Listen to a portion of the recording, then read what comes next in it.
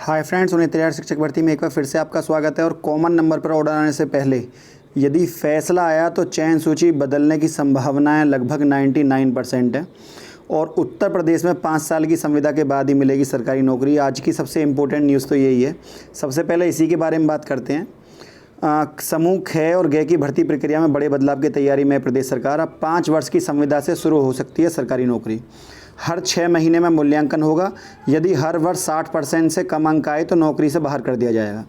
5 वर्ष की कठिन संविदा प्रक्रिया में छंटनी से बचें तो पक्की होगी सरकारी नौकरी।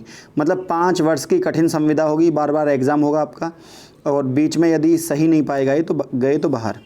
प्रदेश सरकार ने समूह ख और समूह ग की भर्ती प्रक्रिया में बड़ा बदलाव करने का विचार किया है और प्रस्तावित व्यवस्था में चयन के बाद कर्मचारियों को शुरुआती 5 वर्ष तक संविदा के आधार पर नियुक्त करने की योजना है।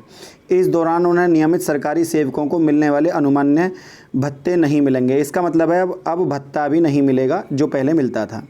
5 वर्ष की कठिन संविदा के दौरान जो छंटनी से बच पाएंगे उनको ही सब चीज़ें मिलेंगी, और मतलब 5 साल के बाद भत्ते मिलेंगे, बाकी सैलरी पूरी मिलेगी और मौलिक नियुक्ति मिल सकेगी। शासन का कार्मिक विभाग इस प्रस्ताव को कैबिनेट के समक्ष विचार के लिए लाने की तैयारी कर रहा है। इस प्रस्ताव पे विभागों में राय मशवरा शुरू कर दिया गया है। वर्तमान में सरकार अलग अलग भर्ती प्रक्रिया से चयन की व्यवस्था करती है और यहाँ पर चयन के बाद संभावित संवर्ग सेवा नियमावली, लेकिन इससे कुछ चीज़ें बाहर रहेंगी। वो है आपका पीसीएस, पीपीएस और पीसीएस-जे, इन सब चीज़ों से बाहर रहेगा और ये चीज़ें आएंगी 1974 नियमावली के अंतर्गत। संविदा नियुक्ति की जो है वो अहम चीज़ें हैं। कार्मिक की दक्षता बढ़ेगी, देशभक्ति की भाव का विकास होगा। क्योंकि जब कोई एग्ज़ाम बाहर से, पहली बात तो ये है कि गवर्नमेंट ने नए नियम के तहत 50 साल पर रिटायरमेंट देगी गवर्नमेंट, जो काम नहीं करेंगे उनको। वैसे हमारे भारत में ये देर से आई ये चीज़ें, विदेशों में ये पहले से ही हैं। मतलब फ्रांस में ये चीज़ें अब से 30 साल पहले लागू हो गई हैं, अमेरिका में अब से 25 साल पहले लागू हो गई हैं और भारत में ये चीज़ें लेट आ रही हैं। यही कारण से रोज़गार बढ़ता है। अब आप किसी को 62 साल का रिटायर कर रहे हैं, लेकिन आप उसको 50 साल का रिटायर कर देंगे तो 12 साल पहले, इसका मतलब है नए बेरोजगार को 12 साल के लिए नौकरी मिलेगी। सीधी सी बात है, उसकी सैलरी भी उसको दी जाएगी। और ये जो 50 साल वाला है, इसको ये केवल उन्हीं को निकाला जाएगा 50 साल पर भी जो काम सही से नहीं कर रहे। तो इससे जो काम के प्रति है भावना है वो और बढ़ेगी। और इसके 2 पॉइंट ऑफ व्यू हैं। कुछ लोग इसे अपने तरीके से सोचेंगे, लेकिन विदेशों में पहले से है और भारत एक बहुत बड़ी जनसंख्या वाला देश है, तो यहाँ रोज़गार से जैसी समस्या से निपटने के लिए ये चीज़ें आज के समय में बहुत ज़रूरी हैं।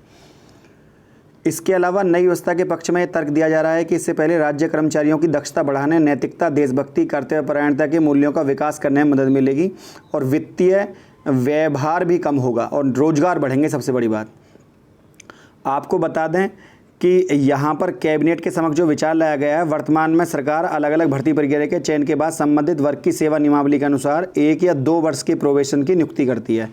अब भी जो अब नौकरी चलती है वो आपकी 1 या 2 साल चलती है, अब चले करेगी 5 साल। ज़्यादा अंतर पड़ने वाला है नहीं, केवल एक डराने वाली न्यूज़ है, बाकी कोई दिक्कत नहीं है। जहाँ अब पहले आप 2 साल प्रोबेशन पर रहते थे, अब 5 साल रहोगे। पहले एग्ज़ाम नहीं होता था, अब एग्ज़ाम होगा। कम से कम आदमी अपने काम को सही से करेगा। वरिष्ठ अफसरों की निगरानी में कार्य करते हैं, नियमित होने पर वे नियमानुसार अपनी जिम्मेदारी को संभालेंगे और निर्वहन करेंगे।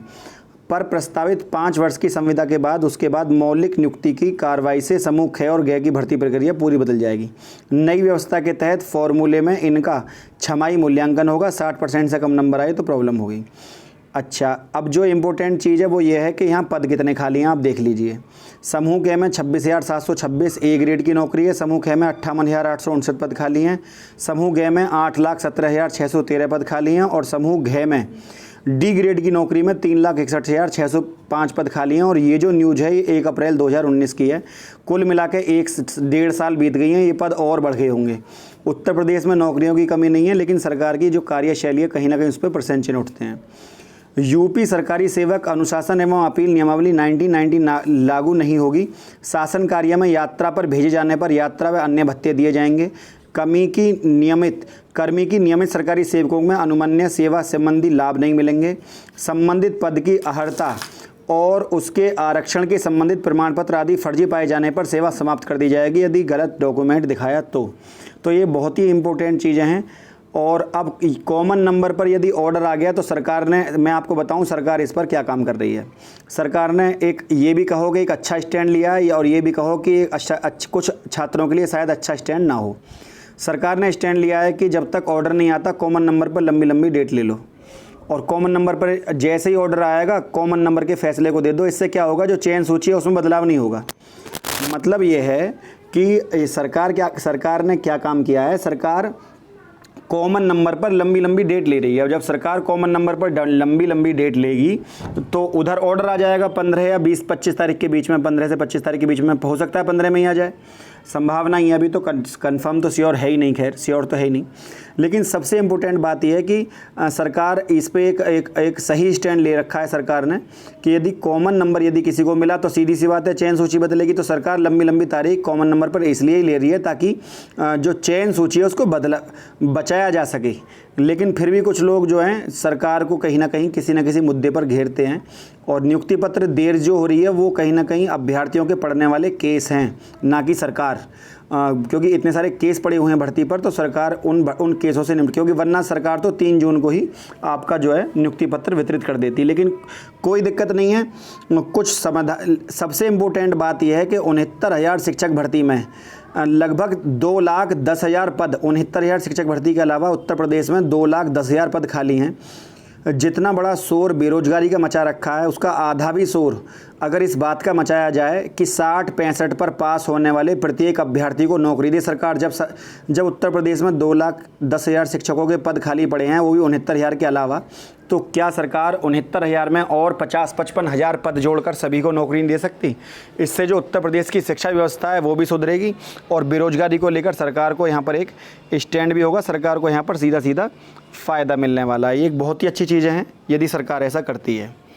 लेकिन प्रॉब्लम ये है कि बेरोजगारी के ऊपर शोर मचा रहे हैं सही मुद्दों को लेकर जो है, क्योंकि इससे विपक्षी पार्टियों को एक मौका मिल जाता है सरकार को घेरने का। हमारी प्रॉब्लम सरकार को घेरने की नहीं है, सरकार से सही काम लेने की है। सरकार दूसरी आएगी वो भी ऐसा ही काम करेगी। तो प्रॉब्लम गवर्नमेंट में नहीं है, उसके कार्यशैली में है, क्योंकि पहले भी सरकारें ऐसे ही करती आई हैं, ये भी ऐसे ही कर रही हैं। तो हमें उस प्रक्रिया को बदलाव लाना है जिस प्रक्रिया से भर्तियां होती हैं। इसके अलावा आपको बता दिया जाए, उत्तर प्रदेश पुलिस भर्ती प्रोन्नति बोर्ड में ये विज्ञप्ति जारी की थी 2016 के जो आपको ये जो उत्तर प्रदेश कारागार प्रशासन सुधार विभाग पुरुषों के 3,012, महिलाओं के 626 और जेल वार्डर के जो है इनका एग्ज़ाम होगा आपका 19 और 20 दिसंबर में। तो ये सूचना उत्तर प्रदेश पुलिस महानिरीक्षक द्वारा जारी की गई है। उधर मैंने आपको पहले ही बताया था कि आप इसमें देख भी सकते हैं, मैंने अभी आपको आंकड़े दिए कि उत्तर प्रदेश में 69,000 के अलावा कितने पद खाली पड़े हैं। यदि सारे पद जोड़ भी दिए जाएं तो कहीं ना कहीं सरकार का भी भला होगा और बेरोजगार युवकों का भी भला होगा। लेकिन सरकार की जो मंशा है, सरकार की जो कार्यशैली है वो प्रशंसन उठाती है। कुछ कोविड-19 के चक्कर में सरकार का आर्थिक बजट बिगड़ा पड़ा है, लेकिन आपको बता दिया जाए Uttar Pradesh ease of doing business में 2nd पोजीशन पर है, और उत्तर प्रदेश सरकार ने 6 अरब रुपए मतलब 600 करोड़ रुपए का शुद्ध मुनाफा कमाया है।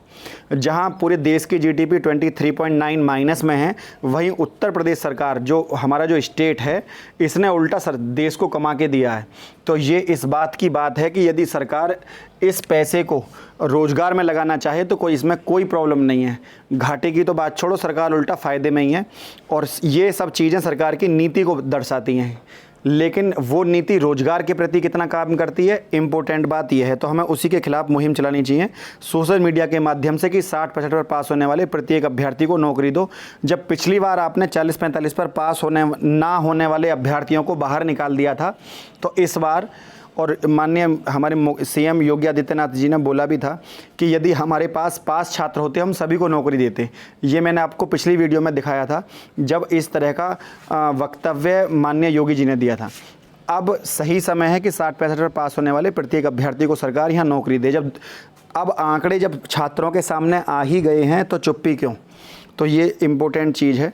वहीं सरकार ने जो वर्गवार आंकड़े पेश किए हैं ये सही समय पर पेश कर दिए हैं सरकार ने, क्योंकि अगर अब ये लेट होते तो एनसीबीसी आयोग और ज़्यादा पावरफुल तरीके से काम करता और स्टे को ना हटाता। आंकड़ों में ताकत है। कुल मिलाकर यह है कि एनसीबीसी का पक्ष अब आंकड़े आते ही कमज़ोर हो गया।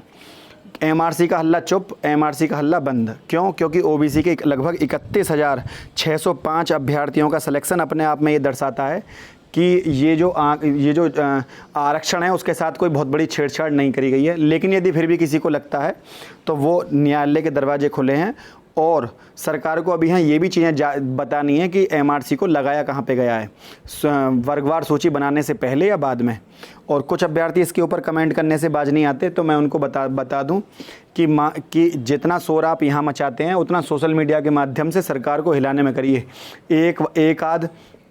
एक आध यूट्यूबर को कोई कमेंट लिखने से कोई बहुत बड़ा महान कार्य नहीं कर देते हैं। आपको कार्य करना है अपनी नौकरी के प्रति। ऐसा काम किया करो जो सर्वहित में हो, जिससे आम से आम बच्चे को फ़ायदा हो। जैसे कि मैंने अपनी वीडियो के माध्यम से अभी आपको ये बताया कि जो नौकरी हैं वो सभी छात्रों को मिलनी चाहिए 60-65 पास होने वाले। आपका भी थोड़ी बजाय स्वार्थी बनने के थोड़ा बड़ा बन जाओ। जब आप सबके बारे में सोचोगे तो आपका स्वयं का हित ऑटोमेटिकली ही हो जाएगा। यहाँ पर समझने वाली चीज़ है, नहीं समझ रहे तो कोई प्रॉब्लम नहीं, समझ जाएंगे तो आपका मोस्ट वेलकम है। आप किसी के तो काम आएंगे कम से कम। 11 सितंबर को सुनवाई में आपको पता है कॉमन नंबर पर सरकार ने 1 हफ्ते पीछे की डेट ले ली है। कारण यही है कि सरकार ने डेट क्यों ली, ये सभी जानते हैं। सरकार जो कॉमन नंबर वाला केस है उससे बच रही है ताकि चयन सूची को बचाया जा सके। ये आंकड़े दर्शाते हैं अपने आप। बार बार इस बात को मैं नहीं बोलना चाहूँगा क्योंकि सब चीज़ें जग जाहिर हैं। तो फ्रेंड, यदि वीडियो आपको अच्छी लगी हो तो वीडियो को लाइक, शेयर और चैनल को सब्सक्राइब करना ना भूलें। आज के लिए इतना ही। जय हिंद, जय भारत।